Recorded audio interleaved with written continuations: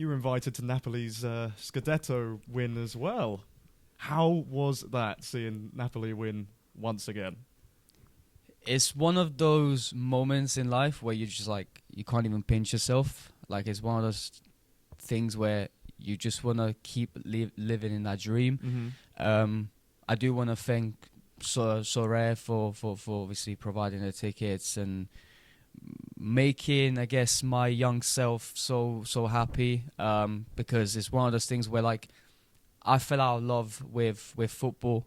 I'd say around 2018, 2019.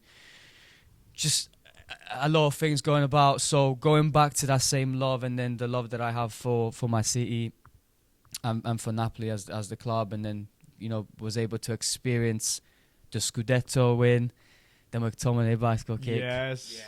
I couldn't believe my eyes. Probably the best time, or one of the best times of my life, I would say. So yeah, 100%. Definitely. I think as well, like, how Scott McTominay did at Manchester United to how he's doing for Napoli. It's night and day, It's isn't nuts. it? It's incredible. Like, Says a lot about Man United. Yeah, well, that's the thing. It's like anyone, like, you know, even Rasmus Højlund now at Napoli as well, and he's doing a lot better than what he was doing at Manchester United. Yeah. But yeah, I was just shocked to see McTominay scoring bicycle kicks. Like, just Didn't know he had it in him. no, that was the thing, and like, he's been incredible. His composure on the ball in the Serie A, and the thing is, I say there's a lot of things you can compare to, because at the end of the day you can say a lot about Man United, but then you can say a lot about the Serie A, because a lot of people that are Premier League fans, they say a lot about, you know, the Serie A is easier, which in some respects it can be in a technical area, and obviously broadcasting stuff doesn't make different, but obviously we know that the Premier League is more televised, of course. Yeah. But I say on a technical level for the players, it definitely is a little bit of a lower level. But I think what I love about Italian football is that it's so tactical. Yes. It is extremely tactical. Defensively as well. Like, I mean, not just Italy as the national team, but Italian football in general is very, very defending dominant, if that makes sense. So, again, I think either way, the professional football is like that. Is at the highest level. Of course, the Premier League is a little bit different because the best of the best go there, and that's just how it is. Yeah. But Scott McTominay as a player going to Serie A, he's done what I think is, if there's a player that's ever doubting themselves, McTominay is a prime example. Oh yeah. Yeah. Like, he went from pretty much like sub-reserve at Man United, like not playing, to being, you know, in the Ballon, a star, and then Ballon d'Or, like, candidate. It's just, it's crazy. It's crazy. Yeah. I've always said, like, with what you just said there, I think the Premier League is so different, but then you kind of look at the European competitions, the Europa League and the Champions League, and I think it's far more suited to the way that many other European leagues play. The Premier League is just so different, whereas, you know, I got the opportunity to go and see the Milan derby at the San Siro. Love that. And I've seen European matches before, and it's very similar the way they're set up defensively, and you know, kind of building up slowly from the back and counter attacks when you know the other team lost the ball quickly. It's fantastic to watch, and the atmosphere there as well. Yeah, absolutely. So much better. It's so much better. The atmosphere in Italian football is, I mean, I do love, I've been to a few Premier League matches. I love the atmosphere. It's so cool. Yeah. So cool, because everyone's so passionate about it. But then even Italian football is, like, especially if you ever go to a Napoli game, you feel the love that the people have for the club. Like, I think certain clubs you can go to a match and you're like, oh yeah, well, if they win, they're happy. If they don't, they'll just, sorry the language, but they shit on them. And that's just how it is. Like, it's not great, but whether we win or lose, yes, we are very passionate. We will show that. Yeah, if we're annoyed at something, we will say it. But it's just, it doesn't come from a malicious way. It's more of like a love thing, you know what I mean? A love way, like the love that we have for the club. So it's atmosphere is beautiful. Oh my god, atmosphere is beautiful, and I love every single part of it. The Napoli Stadium is on my bucket list because I support Leicester. We played you there I think like 4 seasons ago when we were actually all right. Now we're terrible again. But when we were good, we played you there, and everyone was saying it's like the best stadium they've ever visited.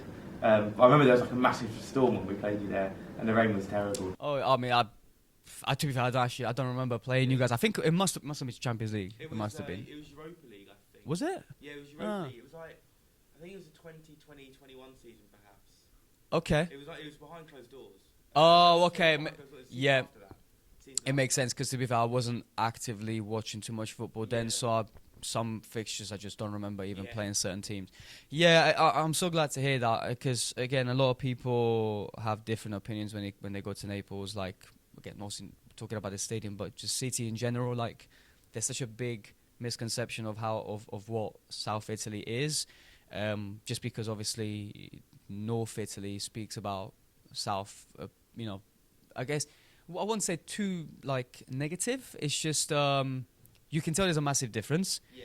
But it's like with the people, it's just people will if you're from somewhere else apart from Naples, they will just raise you up. They're like, oh my god, and they'll even just not take the mic, but they'll have fun. They'll have so much fun with you. Like it sounds crazy, but like when we had Kim and Jay, for example, and then we had we had South Korean fans coming in, and obviously Kvaratskhelia, we had Georgian fans.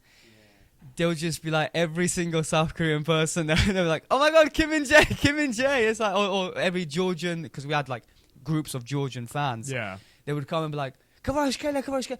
Like it's just like they will treat you like family if you love the club the same way they do, and that's the beautiful thing about Neapolitans.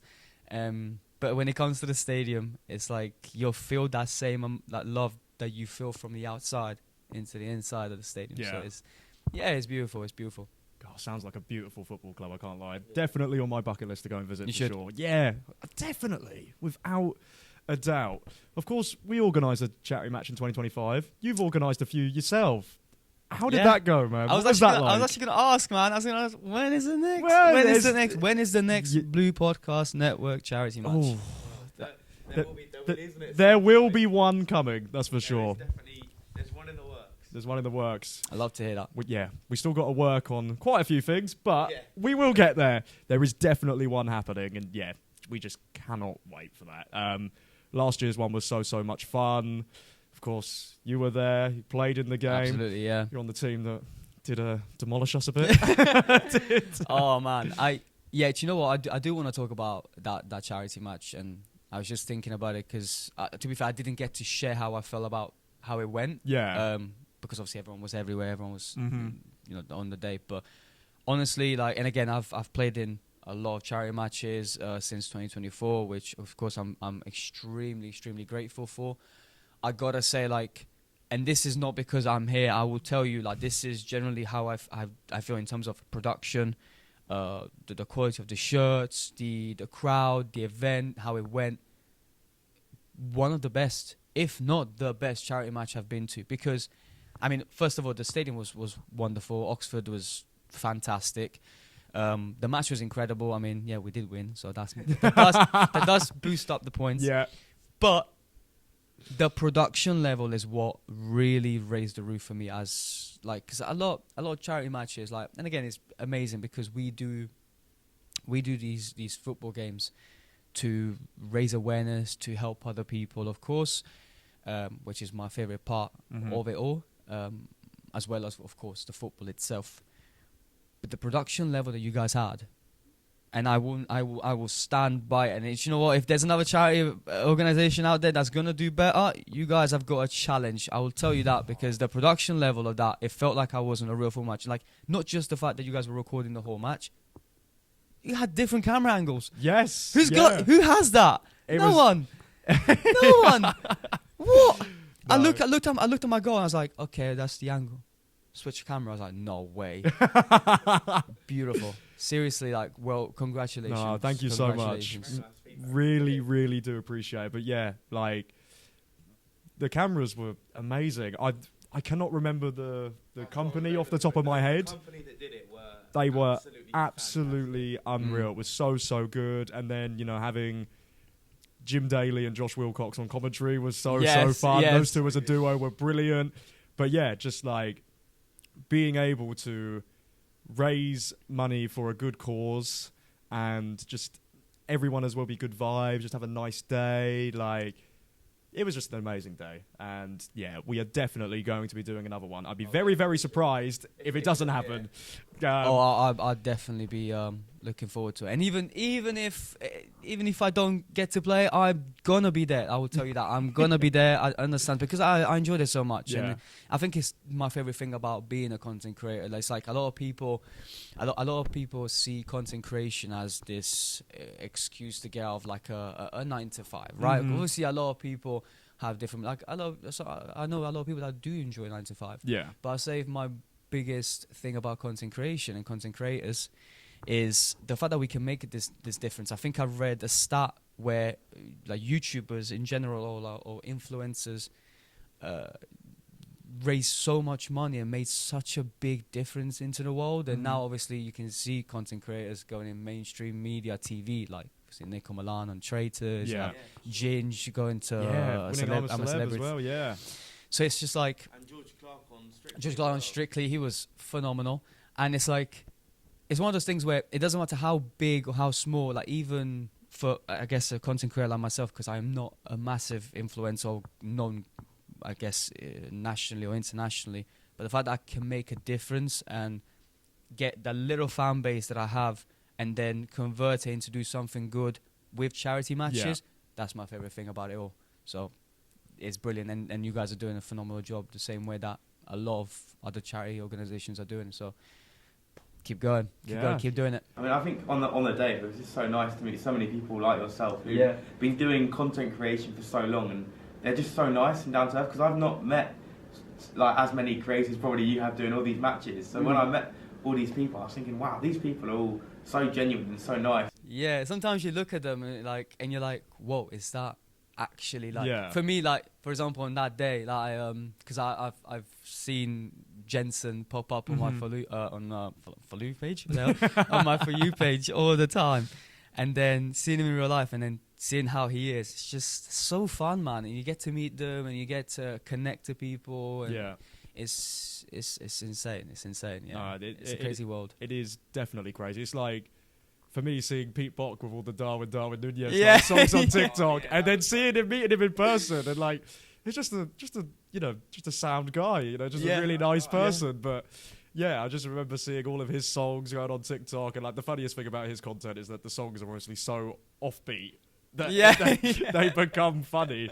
But yeah, it was just an unreal day, and it was great to have you there, and great to have so many other people there as well. Speaking of charity matches, you organised a few yourself as well.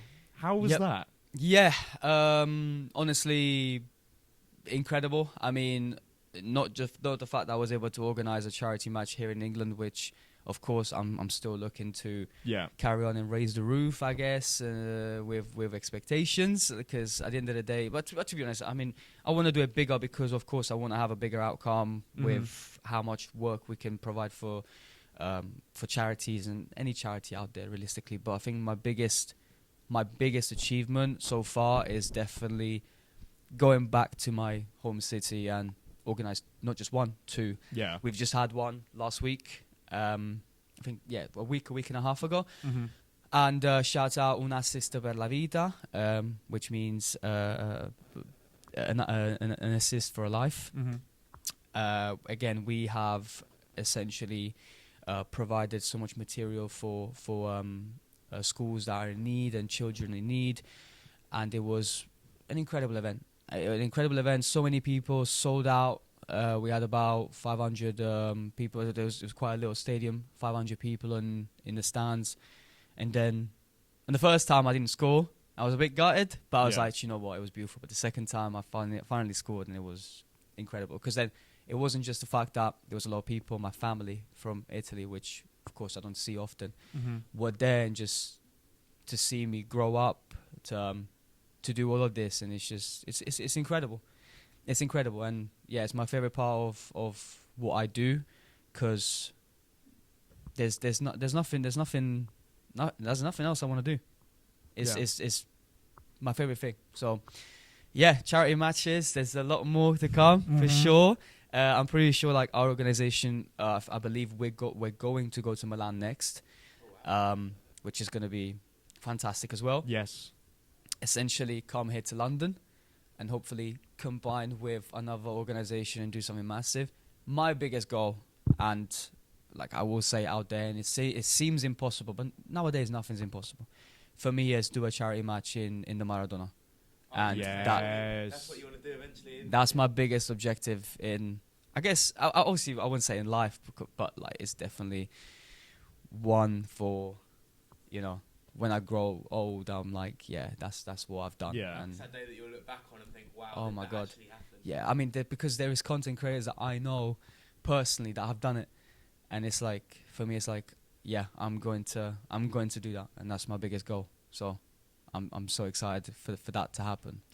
Wow. You have to get in the crowd for that one. No, 100%, 100%. Everyone come to Naples. Yeah, Let's go. yeah. Oh my gosh, that would just be incredible. And like, we'd be all just so proud and just pleased to see you have that event in that stadium, you know. But you have to score.